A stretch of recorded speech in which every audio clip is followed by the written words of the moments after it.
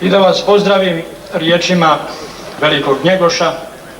Sloboda nas je rodila, šta ima da se bojimo slobode? Sloboda je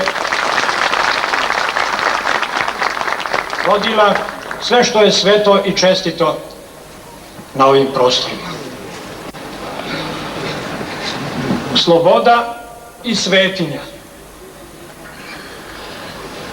i čistota i čednost i vjera. Vjera u neprolazno ljudsko dostojanstvo. Ako iz tog sunce svjetlo rađa, ako biće vriju luče sjajne, ako zemlja priviđenje nije, duša ljudska jeste besamrtna, mi smo iskra u smrtnu prašinu, mi smo luča tamom obuzeta. Ta sveta luča neka se obnovi u duši svakog brata Crnogorca i svakog Srbina i svakog čovjeka koji se rađa na ovoj zemlji.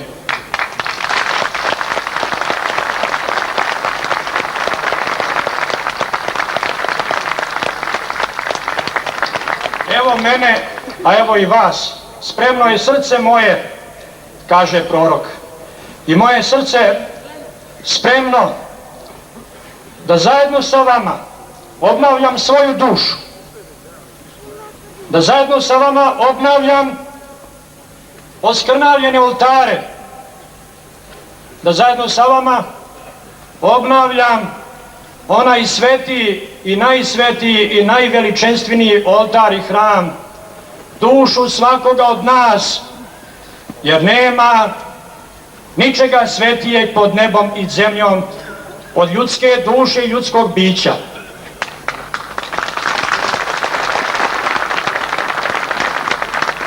Vladika Rade je to sveto dostojanstvo posvjedočeno mučeništvom njegovog strica popeo na Lovćen, sjedinio svetost i mudrost kao mjeru istinskog ljudskog dostojanstva. Pozivam i sebe i sve vas da gredimo prema toj mjeri koja je bezmjerna. U to ime ja blagosiljam svaki vaš dom, blagosiljam svako selo u Crnogorsko-primorskoj mitropoliji. Sjećam se ovog trenutka jer u tituli mitropolita Crnogorsko-primorskih stoji i naziv Skenderijski i onih naših stradalnika